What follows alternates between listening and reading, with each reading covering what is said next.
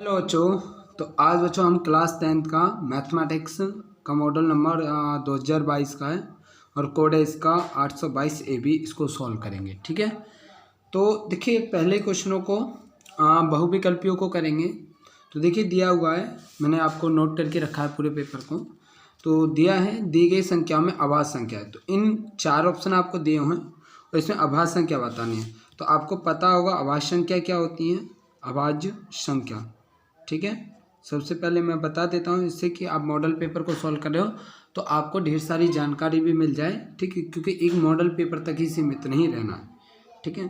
क्योंकि कोई भी चीज़ अगर क्वेश्चन भी लगा रहे हो तो उनका मतलब जानिए कि उसका ये आंसर है क्यों, ठीक है। तो अभाज्य संख्या क्या होती है? ऐसी संख्या जिसमें स्वयं का भाग जा सके, जिसमें स्वयं का भाग जा सके, स्वयं का भाग जा सके, भाग जा सके तथा तथा एक का भाग दिया जा सके, एक का भाग दिया जा सके। एक का तो वैसे सभी में चला जाता है, दिया जा सके।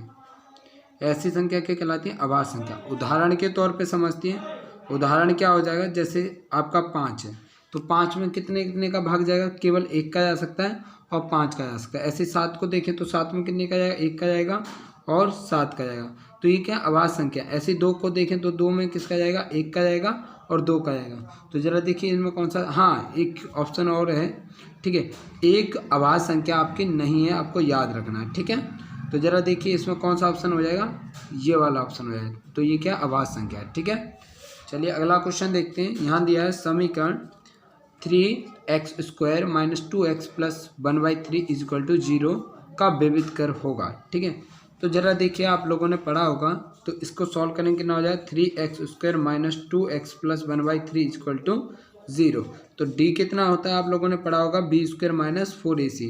इसको क्या बोलते हैं? विविध कर बोलते हैं, ठीक है। विविध कर, ठीक है, आप लोगों ने पढ़ा होगा। तो इसका आंसर निकलवाया। तो जरा देखिए इसमें ये वाली समीकरण को देखो, तो इसको ax² + bx + c से तुलना कर देंगे, ax² + bx + c से।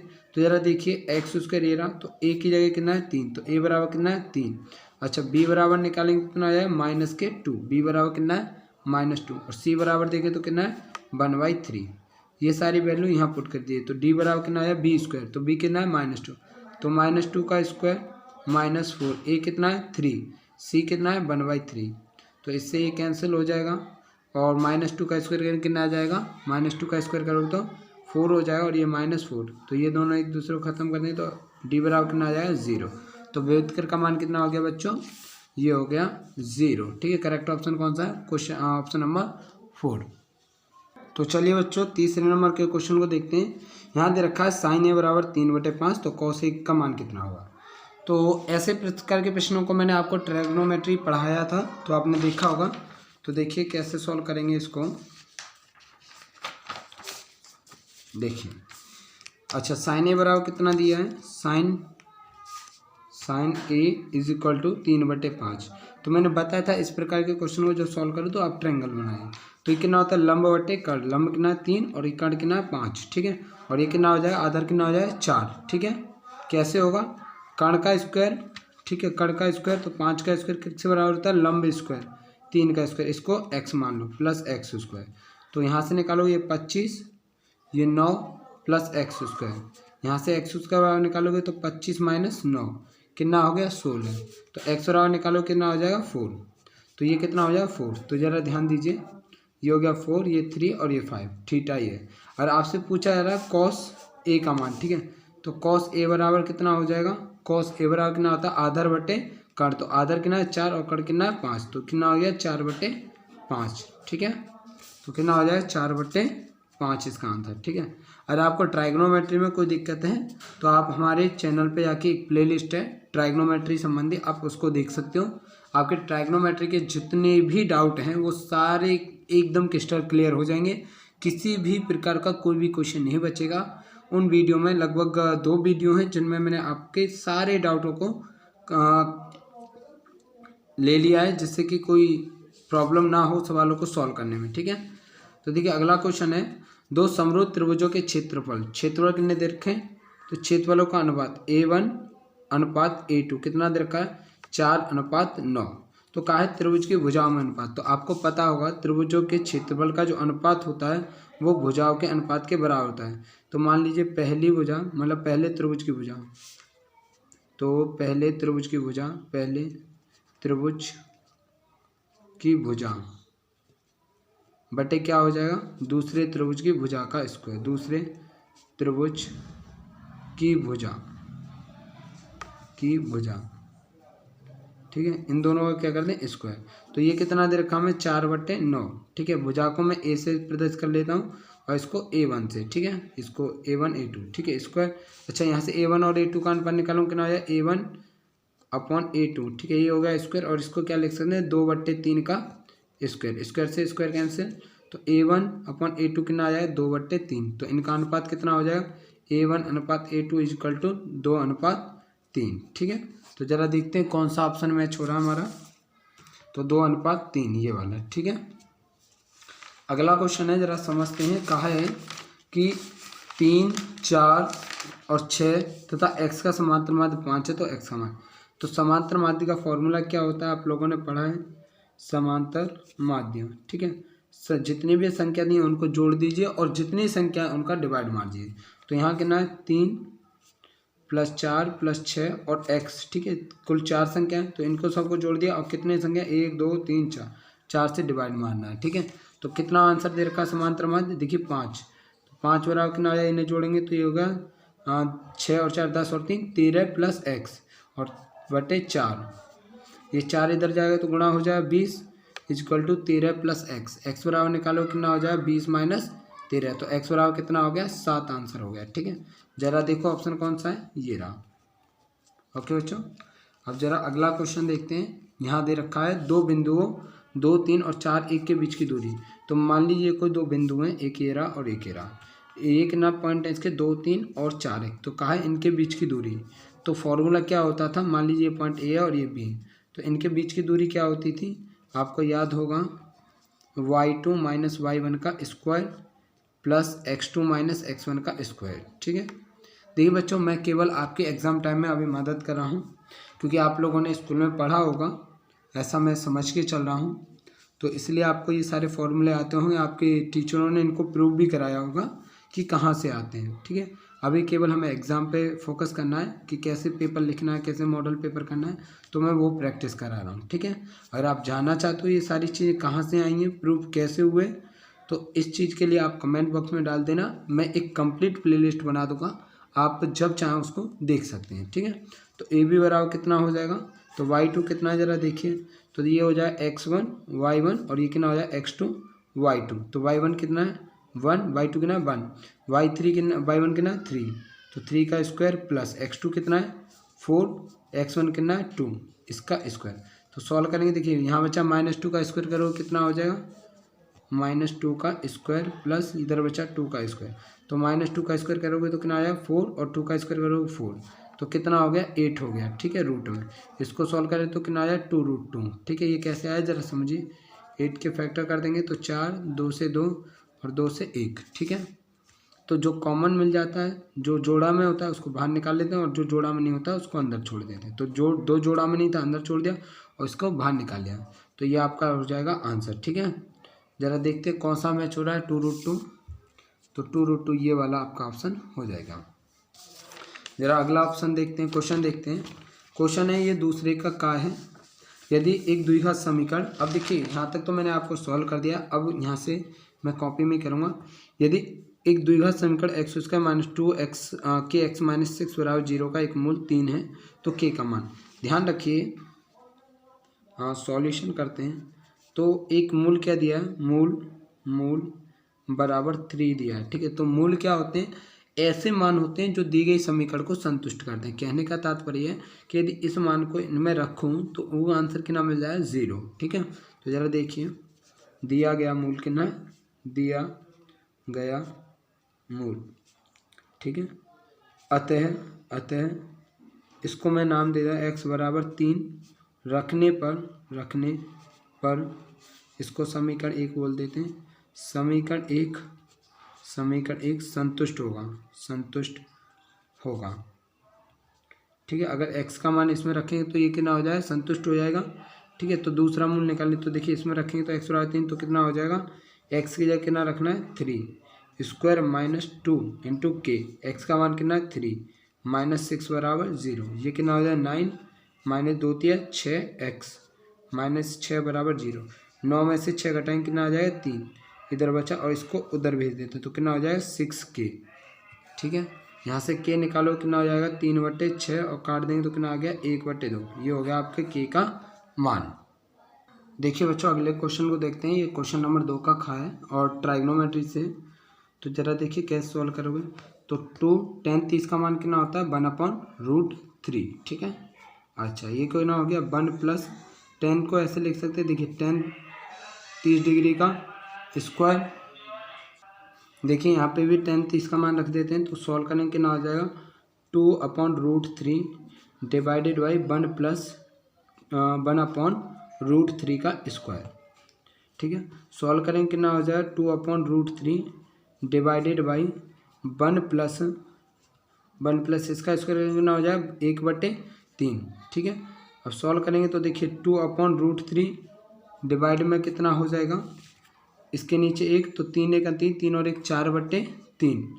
ठीक है, ऊपर ले जाएंगे तो ये क्या हो जाएगा, उल्टा कर देंगे इसको, तो 2/√3 गुणा 3/4। ठीक है, जब नीचे से ऊपर ले जाते हैं तो वो क्या हो जाते हैं, पलट जाते हैं, इससे ये कट जाएगा 2 बार। ठीक है, √3 से देखिए ये कट जाएगा कितने बार, √3 बार, तो कितना आ जाएगा √3/2। जरा मैं एक बार सॉल्व करके दिखा देता हूँ ये कैसे हुआ।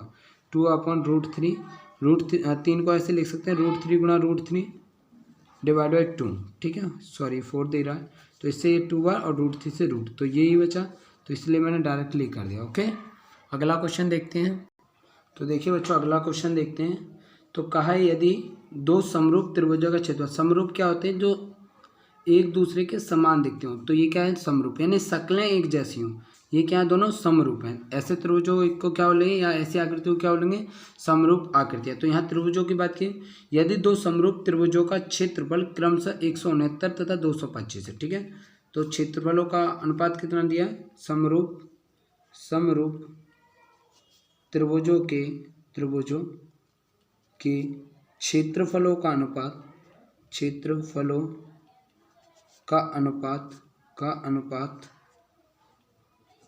A1/8 का कितना दिया, ये दिया 169/225। ठीक है, अच्छा आगे बोला है तो इनकी संगत भुजाओं का अनुपात, तो संगत भुजाओं का अनुपात कितना होगा, संगत भुजाओं का अनुपात,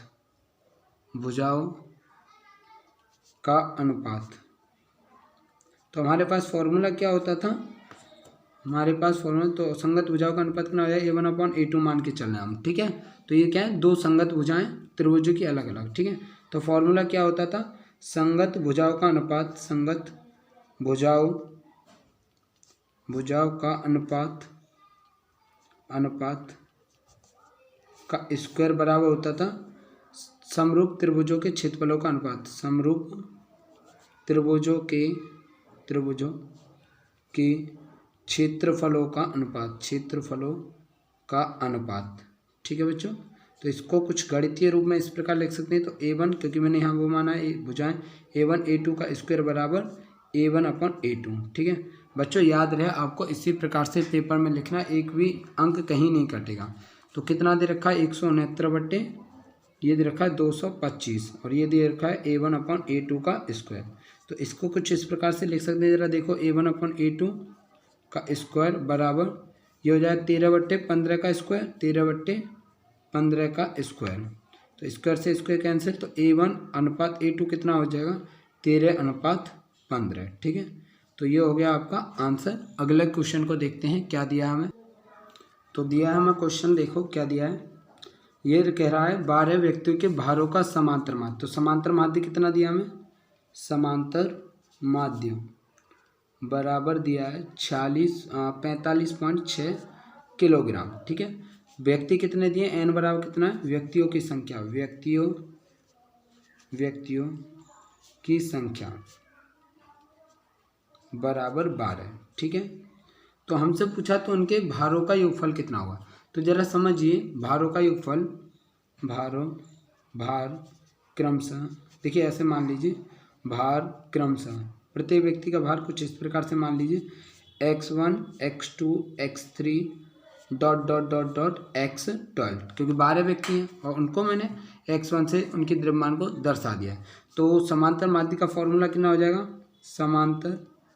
समांतर माध्य बराबर कितना होगा, x बार से प्रदर्शित करेंगे तो इन सब को जोड़ देंगे, x1 plus x2 plus x3 plus x4 plus dot dot dot dot plus x12 divided by कितना हो जाएगा 12। तो समांतर माध्य कितना दिया हमको 45.6 बराबर, तो ये निकलवाया इनके भारों का योग निकलवाया, ठीक है। तो भारों का योग निकलवाया तो देखिए भारों का, इसको मैं लिख सकता हूँ भारों का योगफल, ठीक है, भारों का योगफल बटे 12, ठीक है। तो 12 इधर गुणा हो जाएगा तो भारों का योगफल बराबर 45.6 गुणा 12, ठीक है। तो इनका गुणा करेंगे तो कितना आ जाएगा, ये आ जाएगा हमारा 547.2, ठीक है। तो ये आ गया आपका आंसर। अब जरा अगला क्वेश्चन देखते हैं, अगला क्वेश्चन हमें क्या दिया हुआ है। तो देखिए ये क्वेश्चन दिया गया है क्वेश्चन नंबर 3 का खंड का है। तो यहाँ दिया है HCF बराबर 9, LCM का मान याद करना, ठीक है। तो देखिए याद कीजिए, हमारे पास एक फॉर्मूला हुआ करता था, पहली संख्या गुणा दूसरी संख्या बराबर LCM गुणा HCF, ये एक फॉर्मूला था। तो इस फॉर्मूले की सहायता से हम अपने प्रश्न को हल करेंगे। तो पहली दूसरी संख्या क्या है, देखिए पहली ये रही, दूसरी ये रही, तो रख देंगे 306 गुणा 657। LCM कितना दिया, LCM तो निकालना है, तो LCM HCF कितना दिया, हमें दिया है 9, ठीक है। तो सॉल्व करेंगे तो LCM बराबर कितना हो जाएगा, 306 गुणा 657 बटे 9। सो यहाँ से LCM निकालोगे तो कितना हो जाएगा, 9 से काटेंगे 9 3 27, 3 बचेगा, 9 चौक 36 गुणा 657, इसको गुणा करेंगे तो ये हमारा आ जाएगा, ये आएगा 22,338, ठीक है। तो ये हो गया आपका LCM का मान। अगला क्वेश्चन देखते हैं, ये क्वेश्चन नंबर 2 में दिया था, ठीक है। आपका मॉडल पेपर मेरे पास में ही है, उसी को मैं हल कर रहा हूँ। तो देखिए बच्चों इस प्रश्न को देखते हैं, क्वेश्चन नंबर 3 का ये खा है, ठीक है। तो यहाँ के मान के लिए रैखिक समीकरण दे रखे, के किस मान के लिए रैखिक समीकरण kx plus 3y minus k minus 3 is equal to 0 एवं 12x प्लस के वाई माइनस के बराबर 0 के युग्म के अपरिमित रूप से अनेक हल होंगे। तो आपको अच्छी तरह याद होगा अपरिमित, यहाँ पर ध्यान दीजिए, यहीं पर आपके क्वेश्चन का जवाब छुपा हुआ है। अपरिमित की कंडीशन क्या होती थी, वो होती थी a1/a2 इजकल टू b1/b2 बराबर c1/c2, ठीक है। ये क्या थी, अपरिमित रूप से अनेक हल के लिए कंडीशन थी, अपरिमित रूप से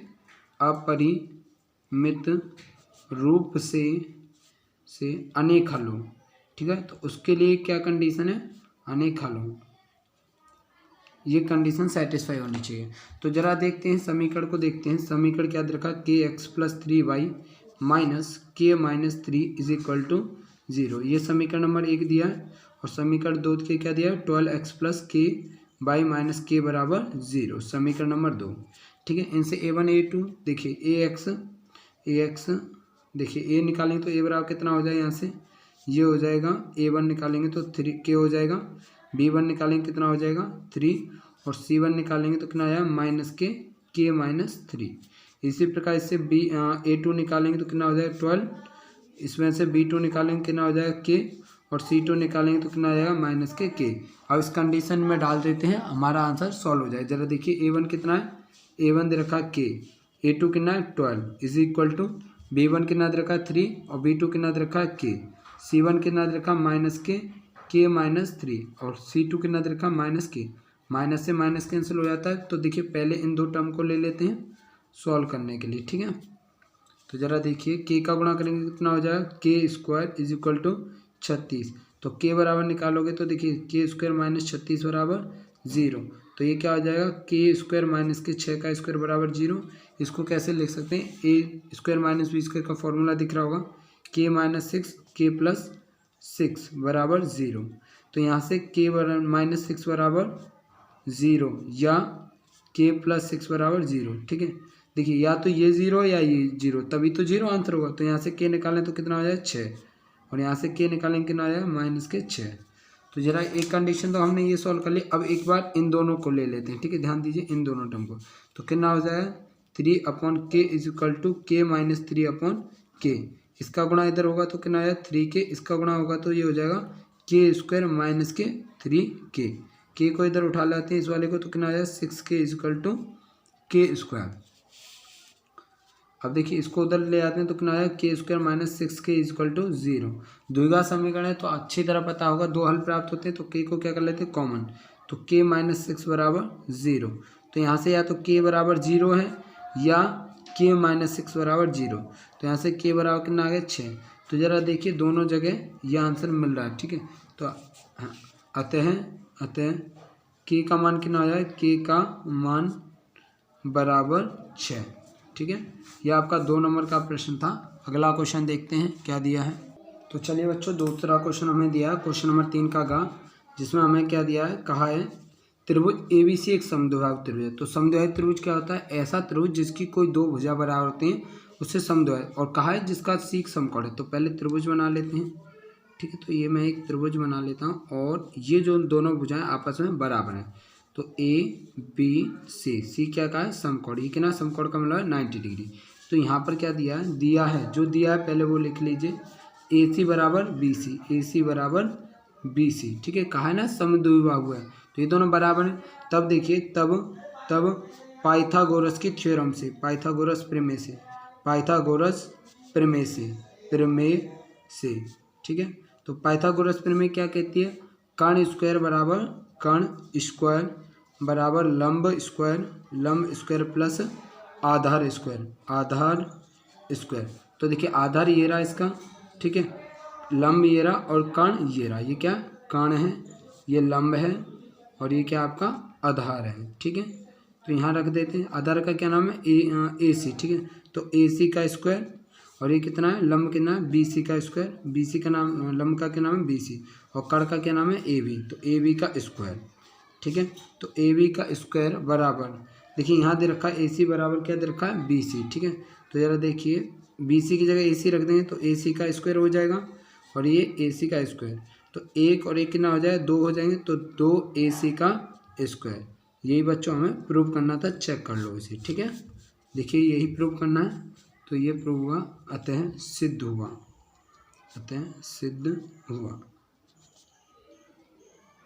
आपको बस सवालों को ध्यान से देखना, बड़े आराम से हो जाते हैं जो भी दिया है।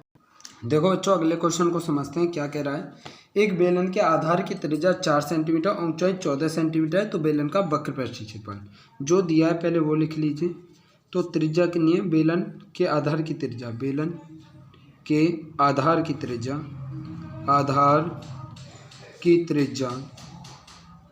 बराबर 4 सेंटीमीटर दिया है। कितना दिया है 4 सेंटीमीटर। अच्छा, ऊंचाई कितनी दी है, तथा ऊंचाई बराबर 14 सेंटीमीटर। कितना दिया है 14 सेंटीमीटर दिया है। हमसे पूछा बेलन का वक्र पृष्ठीय क्षेत्रफल। तो सबसे पहले मैं आपको बता देता हूँ वक्र पृष्ठीय क्षेत्रफल होता कौन सा है। जैसे मेरे सामने ये क्या है, एक बेलन की आकृति है। ठीक है, आपको पता होगा बेलन कैसा दिखता है, कुछ इसी तरीके से दिखेगा। भाई खाना बनाने वाला बेलन नहीं होता है। आप अगर खाना बनाने वाले बेलन का सोच रहे हो तो वो बेलन अलग होता है। ठीक है, ये इस तरह की कोई स्ट्रक्चर होती है, उसको बोलते हैं बेलन, इंग्लिश में बोलते हैं सिलेंडर। तो जैसा कि आप देख पा रहे होंगे ये मेरे हाथ में चौक का टुकड़ा है।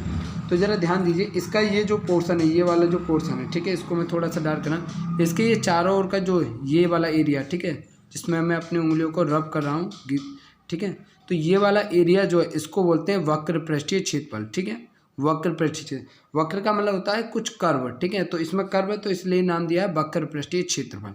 तो ये कितना होता है, इसका जो वक्र पृष्ठीय क्षेत्रफल होता है, ये जो होता है वो कितना होता है, वक्र पृष्ठीय क्षेत्रफल ये होता है 2πRh। ठीक है, कितना होता है 2πRh। तो सॉल्व करते हैं और थोड़ा सा त्रिज्या बता देता हूँ। जो त्रिज्या होती है, देखो मान लीजिए इसका सेंटर है, इसका केंद्र है। ठीक है, ये क्या सेंटर है, तो यहाँ से यहाँ तक का जो दूरी होती है उसको क्या बोलते हैं, त्रिज्या बोलते हैं, ठीक है। और ये इसकी हाइट है, ठीक है, ये क्या है, इसकी हाइट। तो ज़रा सॉल्व करते हैं। तो दे रखा है 2 पाई की वैल्यू कितनी होती है, 22/7। आर कितना दे रखा है, 4 सेंटीमीटर। एच कितना है, 14 सेंटीमीटर। इससे कैंसिल हो जाए 2 बार, ठीक है। तो गुणा करेंगे तो देखो, तो ये हो जाएगा 2 दूनी 4, 22 दूनी 44, 44 दूनी 88, 88 चौका 352, ठीक है, सेंटीमीटर स्क्वायर। ये आ गया आपका एरिया, ठीक है। तो ज़रा अगले क्वेश्चन को देखते हैं। अगर चाहो तो डायग्राम इसमें आप बना सकते हो कुछ इस प्रकार से। डायग्राम बनाने से क्या है, टीचर पर एक अच्छा इंप्रेशन पड़ेगा, ठीक। आर कितना दिया, आर बराबर आपको दिया था 4 सेंटीमीटर, और एच कितना दिया था इसका, 14 सेंटीमीटर, ठीक है। इस प्रकार इसका डायग्राम बन जाएगा। तो अगला क्वेश्चन देखते हैं अब हम। तो चलिए बच्चों अगला क्वेश्चन देखते हैं। क्वेश्चन नंबर 4 का खा, क्योंकि काम मैं करा चुका हूँ, ठीक है। ये मॉडल पेपर था, गलती से मैंने इस क्वेश्चन को करा दिया था तीसरे में, ठीक है। इसको बाद में हल कर लेंगे। तो अब क्वेश्चन नंबर 4 का ये वाला प्रश्न है जो मैंने नोट करके रखा है इधर। तो दिया है यदि sin 3a = cos a - 26 हो, ठीक है। तो कैसे करेंगे, तो जहाँ बोला है 3a एक न्यून कोण है, तो sin 3a बराबर कितना है, cos a - 26 डिग्री, ठीक है। तो मैंने आपको सिखाया था sin 3a को क्या लिख सकते हैं, इस तरीके से लिख सकते हैं, cos 90 - 3a, कोई फ़र्क नहीं पड़ेगा, cos a - 26, इसको एज इट इज़ लिख दिया, ठीक है। ये क्वेश्चन आपका 2 नंबर में पूछा गया है। क्यों, कि cos 90 - थीटा कितना होता है, वही हो जाएगा sin थीटा। तो इससे ही कैंसिल हो जाए तो कितना आ जाए, 90 - 3a बराबर कितना आ जाए, a - 26 डिग्री, ठीक है।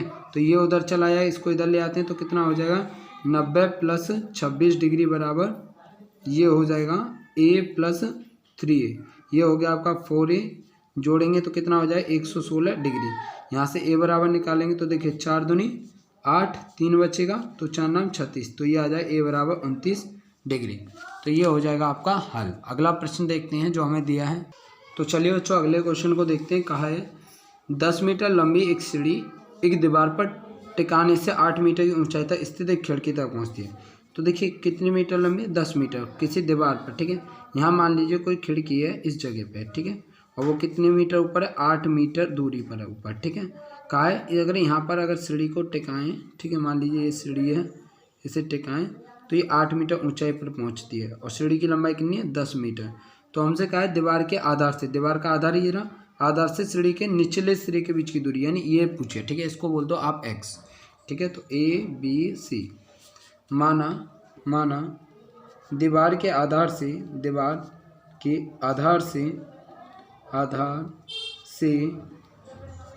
सीढ़ी के निचले सिरे की दूरी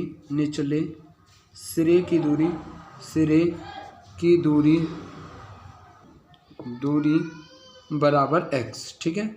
ज़रा देखिए, तो इसको सॉल्व करेंगे तो पाइथागोरस प्रमेय लगा देते हैं सीधा। तब पाइथागोरस प्रमेय से तो पाइथागोरस प्रमेय क्या कहती है, कण स्क्वायर बराबर लंब स्क्वायर प्लस आधार स्क्वायर। तो कण कितना दिया है, ये रहा AB का स्क्वायर, लंब कितना है BC का स्क्वायर, और आधार कितना AC का स्क्वायर, ठीक है। तो ये कितना दिया रखा है, 10 का स्क्वायर हो जाएगा, BC कितना है 8 का स्क्वायर, और AC हमें निकालना है जो कि x है, x स्क्वायर। तो ये कितना हो गया 100, इसको सॉल्व करेंगे तो 64 + x स्क्वायर, इसको इधर ले आएंगे तो 100 - 64 बराबर x स्क्वायर। तो ये कितना हो गया 36 बराबर x स्क्वायर। यहाँ से 36 को कैसे लिख सकते हैं, 6 का स्क्वायर बराबर x स्क्वायर। तो स्क्वायर से स्क्वायर, तो x बराबर कितना आ जाएगा, 6 आ जाएगा, ठीक है। तो इसके आधार से कितनी दूरी है, 6 मीटर की दूरी है। तो आपका अगला क्वेश्चन देखते हैं, क्वेश्चन नंबर 4 का घा। देखिए बच्चों अगला क्वेश्चन देखते हैं। जो आपका क्वेश्चन नंबर 4 का घा था वो रचना संबंधी था, तो इसलिए मैंने ये क्वेश्चन ले लिया है, क्योंकि रचना वाला मैं अभी करा नहीं पाऊँगा, क्योंकि ठीक से मैं यहाँ पर ड्राइंग कर नहीं पाऊँगा, क्योंकि थोड़ा सा मेरा जो कैमरा है फ़ोन का वो बहुत नज़दीक है, ठीक है। तो अभी इसको समझ लेते हैं, क्वेश्चन नंबर 5 के का को, ठीक है। तो सॉल्यूशन कैसे करेंगे इसका, क्या रखा है, ऐसी दो संख्याएं ज्ञात कीजिए जिनका योगफल 27 हो और गुणनफल 182 हो। तो कहा है ऐसी दो संख्या, तो मान लीजिए, माना जैसा प्रश्न कहता जाए वैसा करते जाइए, इस प्रकार क्वेश्चन है। माना दो संख्याएं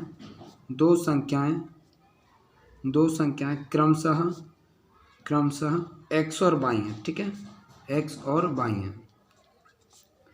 तो इन्होंने कहा है कि इन दो संख्याओं का योग 27 है, ठीक है। तब प्रश्न अनुसार तो कहा है इन्होंने कि इनका योग कितना, एक्स प्लस वाई कितना है 27, और आगे क्या कह रहा, और गुणनफल यानी इन दोनों का गुणा कर दे तो कितना आ जाएगा 182, ठीक है। समीकरण नंबर 1, समीकरण नंबर 2। अब जरा देखिए, समीकरण एक से एक्स का मान समीकरण 2 में रख देते हैं। समीकरण 2 में रखने पर तो यहाँ से मान निकालेंगे कितना हो जाएगा। तो यहाँ से देखिए एक्स का मान निकालेंगे तो 27 माइनस वाई, तो यहाँ देखिए एक्स के लिए क्या रख देंगे 27 माइनस वाई, ठीक है। और यहाँ कितना आ जाएगा y is equal to 182। Solve करेंगे कितना आ जाएगा 27 वाई गुणा करेंगे तो minus k y square is equal to 182। इसको उधर पहचानता कर दें तो कितना आया वाई स्क्वायर माइनस के 27 वाई प्लस 182, ठीक है। अब इसके फैक्टर करने हैं जो कि आपको अच्छी तरह आता था, तो अब इसके फैक्टर करेंगे तो कितना हो जाएगा। इसको देखिए तोड़ेंगे तो इसका जो फैक्टर होगा, तो देखिए इसको फैक्टर करेंगे तो कितना हो जाएगा, ये हो जाएगा आपका 14 प्लस 13 में तोड़ देंगे प्लस वाई प्लस के 182। उम्मीद करता हूँ कि आपको गुणनखंड करना इसका आता होगा। तो वाई स्क्वायर माइनस के 14 वाई माइनस के 13 वाई प्लस के 182 बराबर 0। वाई कॉमन कर लेंगे तो वाई माइनस 14, और यहाँ से 13 को कॉमन कर लेंगे माइनस 13 तो वाई माइनस 14, ठीक है, बराबर 0। ये दोनों एक से तो कितना हो जाए वाई माइनस 14 कॉमन, क्या बचा वाई माइनस 13 बराबर 0। तो यहाँ से या तो वाई माइनस 14 बराबर 0 है या वाई बराबर कितना है 13। तो यहाँ से वाई माइनस 13 बराबर 0, तो वाई बराबर निकालेंगे 14 या क्या आएगा वाई बराबर 13, ठीक है। तो ज़रा देखिए, तो अभी मैं इसको लेके चला हूँ, ठीक है। तो वाई का मान कितना हो गया 14 आ गया, पहली संख्या क्या आ गया आपकी वाई का मान 14, ठीक है। अब इसको समीकरण 1 में रख देते हैं। समीकरण 1 में वाई का मान रखने पर समीकरण 1 में वाई का मान रखने तो क्या दिया एक्स प्लस वाई बराबर 27, ठीक है। तो एक्स प्लस वाई कितना है 14 बराबर 27। यहाँ से एक्स बराबर निकालोगे कितना हो जाएगा, ये हो जाएगा 13, ठीक है। तो आपसे दो संख्या पूछी गई थी, एक हो गई आपकी 13 और एक हो गई 14, तो लिख दोगे। अतः अभिष्ट संख्या क्या हो जाएंगी, अभिष्ट संख्याएं जो हमें संख्या चाहिए थी वो कौन कौन सी हो जाएगी, एक तो 13 और 14। अगर आपको डाउट है कि हमारा सवाल इस प्रकार का सही है गलत, तो उसके लिए आप क्या चेक कर सकते हैं, जो कंडीशन उन्होंने दी है उनको लगा के देखिए। अगर इन्हें जोड़ोगे तो देखो 27 आ रहा है, तो उन्होंने कहा था योगफल 27। अगर गुणा करोगे तो 182 आना चाहिए। तो देखिए गुणा करेंगे तो 14 दहाड़े 140 और प्लस 42, ठीक है, तो कितना हो जाएगा 182 आ जाएगा, ठीक है। तो यानी हमारा जो आंसर आया वो एकदम करेक्ट है। देखिए बच्चों अगला क्वेश्चन दिया है हमें 5 का खा। तो उस रेखा पर जो अक्षों से एक्स और ए और बी का अंतःखंड काटती है, मूल बिंदु से डाले गए लंब की लंबाई पी है, तो सिद्ध करना है, ठीक है। तो ज़रा समझिए, मान लीजिए ये मैंने एक्स अक्ष बनाई है और ये आपकी वाई अक्ष है, ठीक है। तो एक रेखा का समीकरण बनाना है, तो ये क्या है, एक रेखा है, ठीक है, जिसके बिंदु कितना है यहाँ पर काट रही, ठीक है, अंतःखंड काट रही। तो ये कितना है A0 और ये कितना होगा 0V, ठीक है। तो ये जो पॉइंट, ये जो लाइन है ये निकालनी है, ठीक है, जो लंब की लंबाई है ये निकालनी है, ठीक है, क्योंकि प्रूव करना ये एक्सप्रेशन। तो ज़रा देखिए रेखा का समीकरण जो एक्स तथा वाई अक्ष को ए तथा बी पर काटती है, ठीक है। जो रेखा है ये वाली, तो इसका समीकरण कितना हो जाएगा, आप लोगों ने पढ़ा होगा। तो x upon a plus y upon b is equal to 1, ये समीकरण आप लोगों ने पढ़ा होगा। तो चलिए इसको सॉल्व करते हैं। देखिए एलसीएम लेंगे कितना हो जाए ए बी, और इसका गुणा इधर हो जाए तो ये हो जाए बी एक्स, और इसका गुणा इधर तो a y is equal to 1। गुणा कर देंगे कितना हो जाए b x plus a y is equal to a b, ठीक है। इसको इधर ले आते हैं कितना हो जाएगा b x plus a y minus k a b, is equal to 0, इसको समीकरण नंबर बोल देते हैं 1। ठीक है, तो यहाँ तक तो कोई समस्या नहीं होगी। अब जरा देखिए ये जो ये लंब है इसको जरा देखते हैं। सरल रेखा पर मूल बिंदु से, ये क्या है, मूल बिंदु, ठीक है, मूल बिंदु, सरल रेखा पर मूल बिंदु से डाले गए लंब की लंबाई पी है। ठीक है, तो कितना हो जाएगा ये निकालें तो ये हो जाएगा एक्स कॉस अल्फा, इसका समीकरण करना होता है x cos alpha plus y sine alpha बराबर पी। ठीक है, ये समीकरण होता है। पी को इधर लाइन कितना हो जाए, x cos alpha plus y sine alpha बराबर माइनस पी बराबर 0। ये हो जाएगा समीकरण नंबर 2। ठीक है, अब जरा देखिए समीकरण एक से ए बी सी के मान निकाल लेते हैं।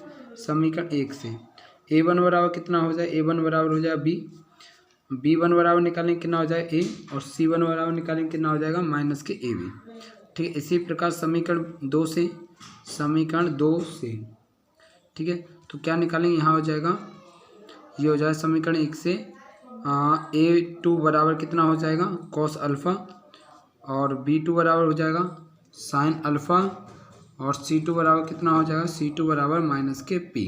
ठीक है, तो देखिए इसके हल के लिए क्या करेंगे, तो हमने पढ़ा a1/a2 is equal to b1/b2 is equal to c1/c2। a1 कितना है, यह हमें b है निकाला अभी। ठीक है, और a2 कितना है कॉस अल्फ़ा बराबर b1 कितना है a, और b2 कितना है साइन अल्फ़ा, c1 कितना है माइनस के ab, और c2 कितना है माइनस के p। माइनस से माइनस कट जाएगा, तो देखिए इन दोनों को एक साथ सॉल्व कर लेते हैं, फिर इन दोनों को एक साथ सॉल्व कर लेंगे।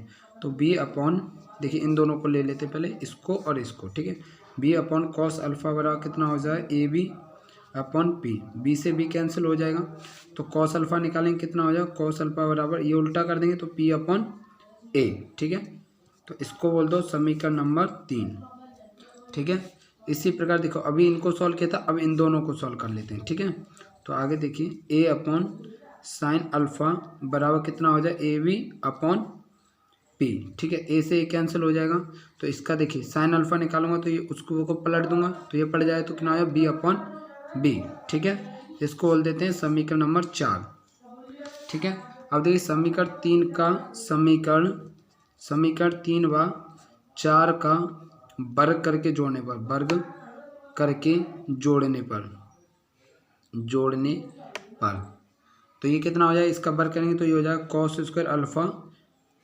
ठीक है, इसको जोड़ देंगे प्लस साइन स्क्वायर अल्फ़ा, इनका स्क्वायर किया है तो कितना हो जाए p² प्लस p² ये कितना हो गया 1 हो जाएगा, तो 1 इक्वल टू p² को कॉमन कर लेते हैं तो कितना है 1/a² प्लस 1/b²। ठीक है बच्चों, तो यहाँ तक तो कोई समस्या होगी नहीं।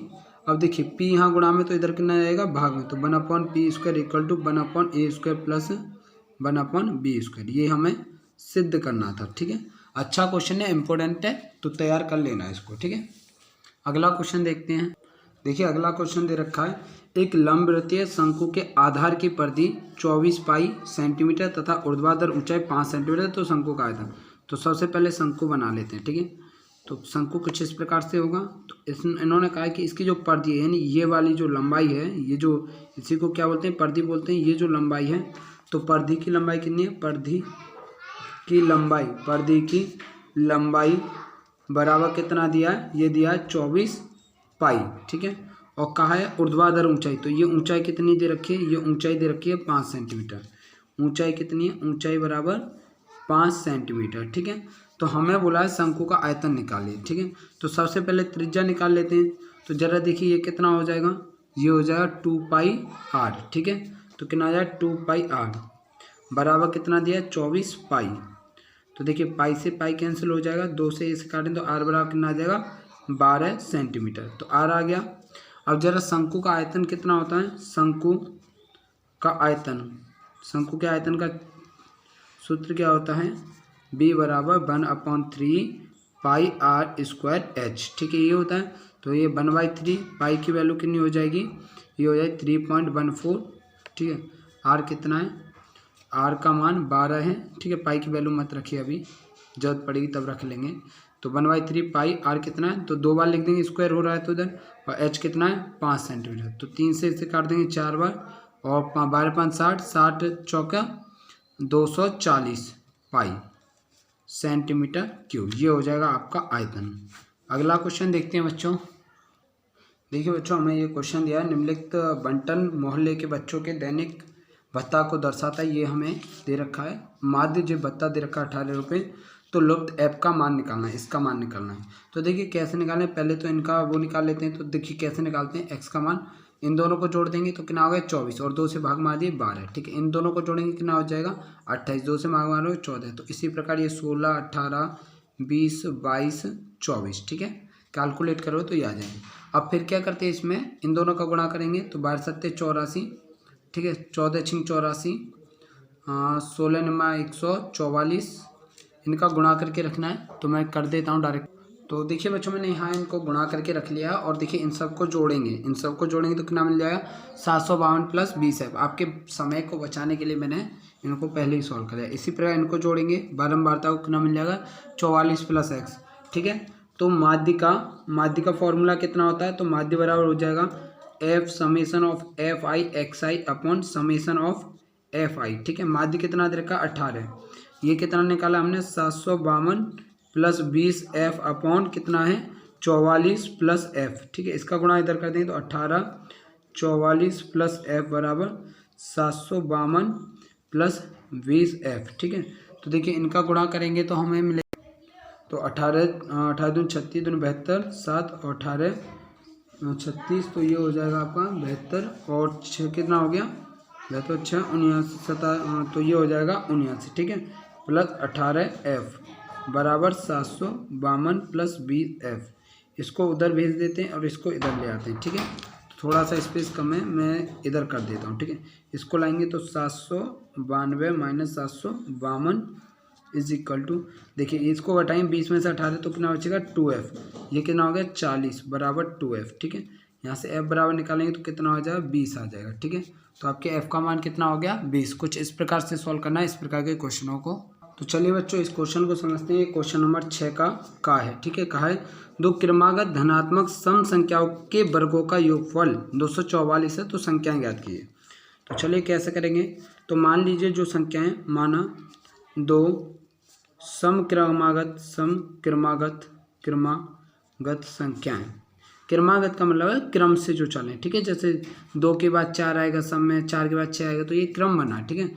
माना दो क्रमागत संख्याएं, पहली मान लेते x, तो दूसरी कितनी हो जाएगी क्रमशः x तथा x प्लस 2, क्योंकि 2 हो जाएगा, क्योंकि ये हो जाएगा माना दो क्रमागत सम संख्या के लिए x प्लस 2, तो का इनके वर्गों का योगफल, ठीक है। तब प्रश्न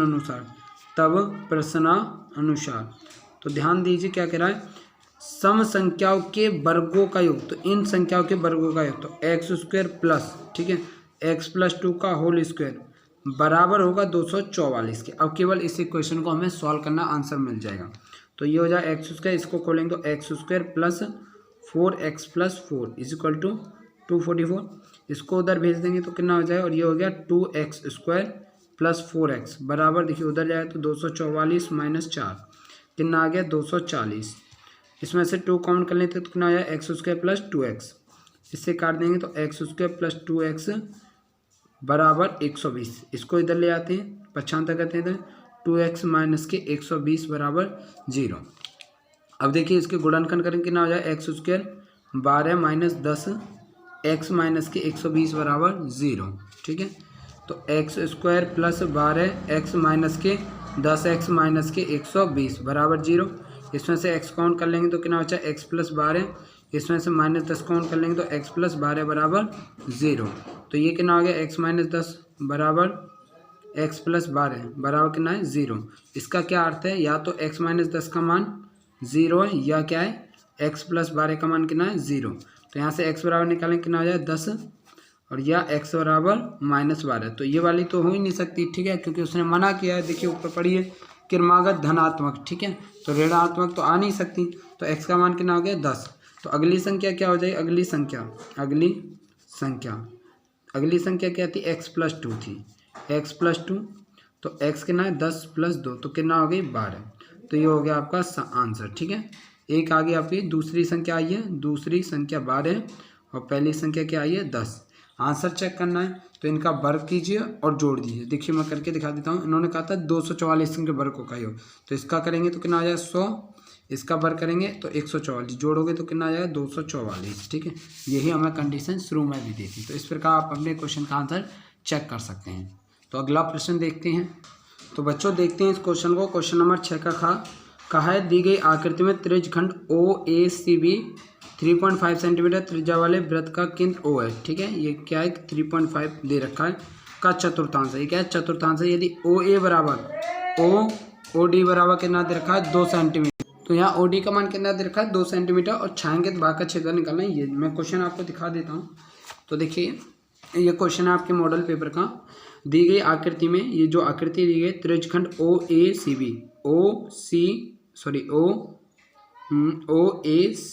ठीक है, ये आकृति दी गई है 3.5 सेंटीमीटर त्रिज्या वाले। तो देखिए ये क्या है, एक वृत्त बन रहा होगा यहाँ, तो उसका एक चतुर्थांश लिया गया। ठीक है, इसकी त्रिज्या कितनी है 3.5 सेंटीमीटर त्रिज्या वाले वृत्त जिसका केंद्र O है। केंद्र कहाँ है, ये रहा O। ठीक है, का चतुर्थांश है। यदि OD बराबर 2 सेंटीमीटर, ये कितना दे रखा है 2 सेंटीमीटर, तो छाएंगे तो भाग का क्षेत्रफल निकालिए। तो जरा समझिए इसको कैसे सॉल्व करेंगे। अगर मैं इस पूरे एरिया का क्षेत्रफल निकालूं और उसमें से इस ट्रायंगल को हटा दूं तो मेरे को एरिया मिल जाएगा, छायांकित भाग का क्षेत्रफल। तो जरा देखिए, तो सॉल्यूशन करेंगे। छायांकित भाग का क्षेत्रफल छायांकित भाग का क्षेत्रफल बराबर किसके होगा, चतुर्थांश का क्षेत्रफल माइनस त्रिभुज, इसको हटा देंगे ना इस वाले को, त्रिभुज BDO। ठीक है, BDO का क्षेत्रफल। ठीक है, तो चतुर्थांश का क्षेत्रफल कितना हो जाएगा, ये हो जाएगा πr² डिवाइड बाई 4। अच्छा, त्रिभुज का क्षेत्रफल कितना होता है 1/2 बेस इंटू हाइट। ठीक है, तो ये कितना हो जाएगा BOB इंटू OD। ठीक है, केवल अब इसको सॉल्व करना है। एरिया बराबर, तो एरिया बराबर ये स्क्वायर होगा। ठीक है, तो जरा देखते हैं क्या क्या दे रखा है। पाई का मान कितना हो जाएगा 22/7 और एक ना 1/4। आर का मान कितना दे रखा है 3.5। ठीक है, और 3.5 पॉइंट हटा देंगे 10 आ जाएगा। इसी प्रकार यहाँ आ जाएगा माइनस के 1/2। OB कितना दे रखा है, OB दे रखा है 3.5 और OD दे रखा है आपको 2। ठीक है, पॉइंट हटाएंगे कितना आ जाएगा 10 आ जाएगा।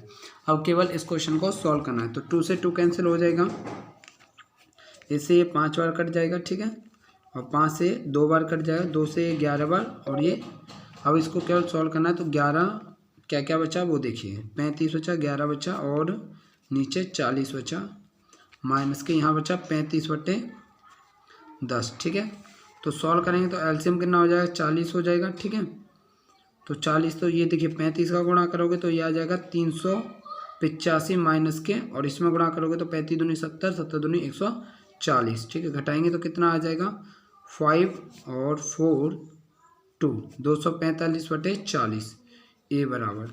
तो इसको 5 से काट देते हैं तो ये कितने बार कट जाएगा 5 चौक 20 और 5 9 45/5 से 8 बार। ठीक है, सेंटीमीटर स्क्वायर, ये हो जाएगा आपका आंसर। तो अगला क्वेश्चन देख लेते हैं बच्चों।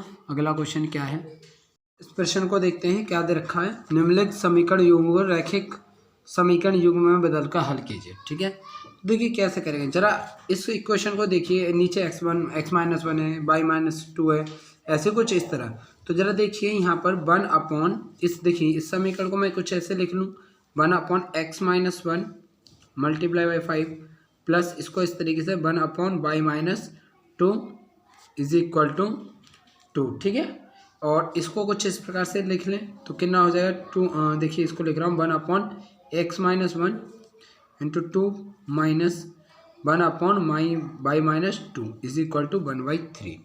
ठीक है, अब जरा ध्यान दीजिए ये दोनों टर्म दोनों में है, तो इसको 1/1 - x को क्या मान लेते हैं, p बोल देता हूँ, इसको a बोल लेते हैं। ठीक है, अच्छा 1/y-2 को क्या बोल देते हैं b।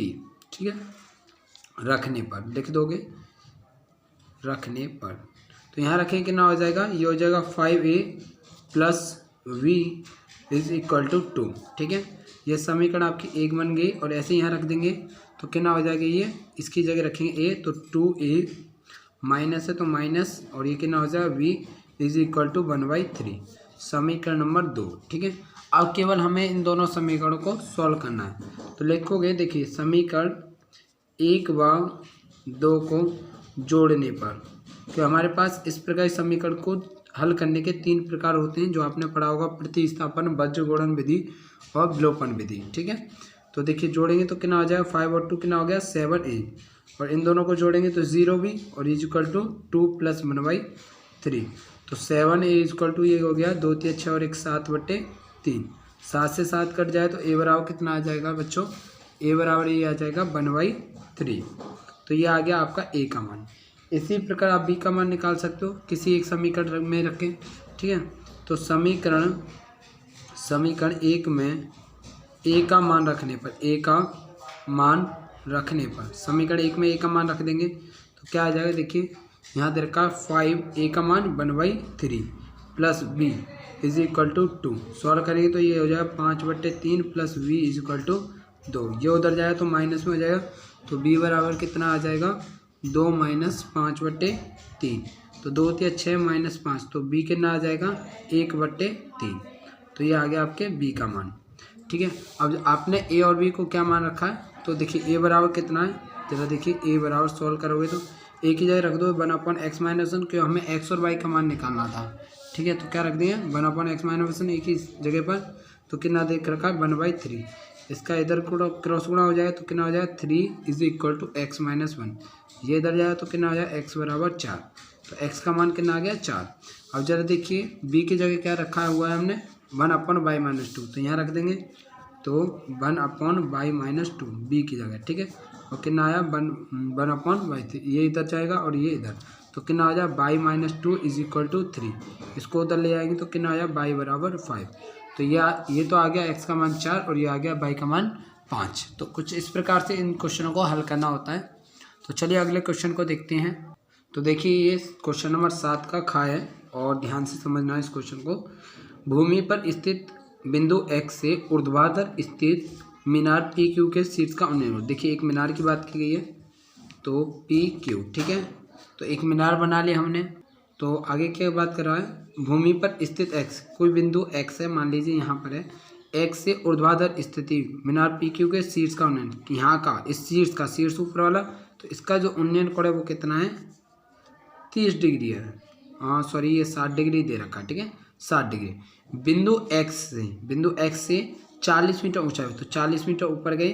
ठीक है, तो मान लीजिए 40 मीटर की ऊपर है। ठीक है, 40 मीटर ऊपर गए जाने पर बिंदु 22 से शीर्ष Q का उन्नयन कोण, तो इसका जो उन्नयन कोण कितना है अब ये हो जाता है, ये बच्चों 30 डिग्री है। ठीक है, कुछ लिखने में गड़बड़ी कर दी मैंने, तो ये कितना है 30 डिग्री। तो हमसे क्या है मीनार PQ की ऊंचाई, ये ऊंचाई निकालनी है, और कहा है कि दूरी PX की दूरी। ठीक है, तो ये निकालें, इसको तो आप मान लीजिए x और इसको मान लीजिए आप पूरी को y। ठीक है, तो ज़रा ध्यान दीजिए, नाम दे देता हूँ मैं ट्रायंगल को, इसको देखिए ट्रायंगल त्रिभुज XQP से क्या हो जाएगा लंब बटे आधा, तो tan 60 डिग्री बराबर कितना हो जाएगा, tan 60 डिग्री बराबर P/Q अपॉन AP। ठीक है, tan 60 का मान कितना होता है √3, PQ कितना y और ये कितना x, तो y बराबर कितना हो जाएगा, ये हो जाएगा y बराबर आपका ये इधर गुणा हो जाएगा √3x। इसको बोल दो समीकरण नंबर 1। ठीक है, तो आगे देखते हैं। तो ये तो हमने एक रिलेशन निकाले। अब देखिए इस ट्रायंगल को देखिए ध्यान से। ठीक है, तो ट्रायंगल इस बिंदु को कुछ नाम दे देते हैं, इसको एक काम करते हैं, इसको दे देते हैं T। ठीक है, तो ट्रायंगल BQT से, ठीक है, ट्रायंगल BQT से क्या हो जाएगा tan 30 डिग्री बराबर लंब बटे, तो ये कितना है QT अपॉन ये वाला हो जाएगा बाई T। ठीक है, बाई या TY। tan 30 का मान कितना होता है 1/√3। ठीक है, अच्छा यहाँ से QT कितना ज़रा देखना, अगर ये 40 है तो ये कितना होगा 40, और ये वाला निकालोगे तो कितना हो जाएगा y - 40, क्योंकि मैंने पूरी को कितना माना है y मान रखा है, पूरी को कितना मान रखा है y, तो यहाँ से यहाँ तक तो ये 40 है, तो ये कितना बचा बाई माइनस 40, तो यहाँ क्या रख दूंगा बाई माइनस 40, और टी बाई कितना है, टी बाई है एक्स। तो जरा देखिए 1/√3 इज इक्वल टू बाई का मान कितना निकाला, ये निकाल के रखा है, तो कितना हो जाएगा √3 x माइनस 40 अपॉन एक्स। ठीक है, अब केवल इसको सॉल्व करना है, तो √3 का गुणा इधर कर दें, एक्स इधर चला जाए तो x बराबर ये हो जाएगा 3x और इसका माइनस के 40 √3। तो इसको तो देखिए इधर भेज देते हैं, इसको इधर भेज देते हैं, तो कितना आ जाएगा 40 √3 is equal to 3x minus x. ये हो जाएगा आपका 2x इज इक्वल टू 40 √3। 2 से इसको काट देंगे, कितना हो जाएगा, x बराबर आ जाएगा 20 √3। तो ये आपका कितना आ गया 20 √3। ठीक है, दूरी कितनी आ गई, px बराबर कितना आ गया, px निकलवाया था कितना आया 20 √3।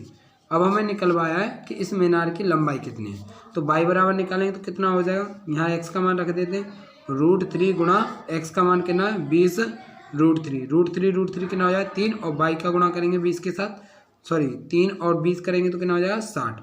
तो कितना मीटर है, मीनार की लंबाई कितनी है, मीनार की लंबाई बराबर 60 मिनट। ठीक है, 60 मीटर, तो ये हो जाएगी मीनार की लंबाई।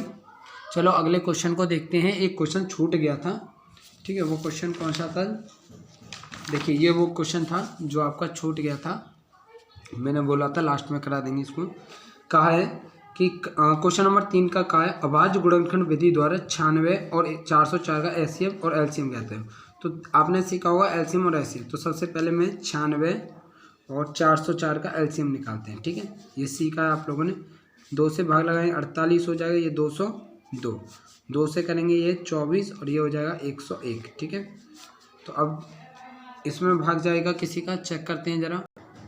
तो देखिए 2 से ये हो जाए 12, इसमें 2 का भाग नहीं जाएगा, 2 से ये हो गया 6, 101, 2 से 3 101 और 3 से 1 101। अब इसमें 101 से ही भाग जाएगा। ठीक है, तो ये हो जाए 1 है। तो एलसीएम कितना हो जाए, एलसीएम बराबर इन सब का गुणा कर देंगे, 2 × 2 × 2 × 2 × 2 × 3 × 101। ठीक है, अब इनका गुणा करेंगे तो ये आएगा, तो 2 दूनी 4, 4 दूनी 8, 8 दूनी 16, 16 दूनी 32। ठीक है, 32 गुणा, और इनका गुणा करेंगे तो 303। ठीक है, इसका गुणा करोगे तो 32 × 96 हासिल 9, 32 0 हो जाएगा, तो ये आ जाएगा आपका 9 और 32 × 96। ठीक है, तो ये हो जाएगा आपका एलसीएम। अब आपको निकालना है एचसीएफ। तो एचसीएफ कैसे निकालोगे ज़रा देखिए।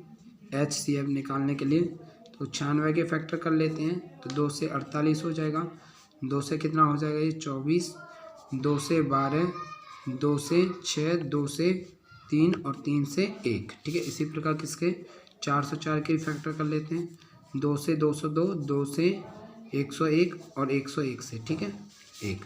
अब ज़रा देखते हैं, तो 96 के फैक्टर क्या हैं, 2 गुणा 2 गुणा 2 गुणा 2 गुणा 2 गुणा 3, ये सारे लिख दें। ठीक है, ऐसे 404 के कितने आए, 2 गुणा 2 गुणा 101। अब एचसीएफ के लिए क्या करते हैं, जो कॉमन मैच हो रखा होता है, तो यही 2 मिल रहे हैं।